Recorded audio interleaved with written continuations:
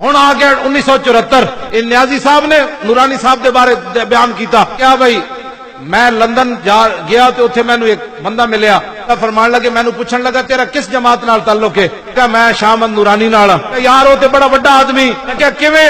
کہ جدو نورانی صاحب نے قرارداد پیش کی تھی 74 وچ مرزائی کافرن تو کہندا 1 کروڑ روپے لے کے اسی گئے نورانی صاحب کول لاہور تو پنڈی دا کرایہ 14 روپے سی دی گل 1 کروڑ روپے نورانی صاحب کو لے کے مرزائی گئے نورانی صاحب نے کہنے لگے تھوڑی سی ترمیم کر دیں اس قرارداد میں تو آپ کو 1 کروڑ روپے دے دیں گے انہوں نے کہا کیا انہوں نے کہا آپ لکھیں کہ جو قائدیانی کو نبی مانتا ہے وہ تو کافر ہے جو اس کو اپنا پیشوا مانتا ہے اس کو مجدد مانتا ہے اس کو مسلم مانتا ہے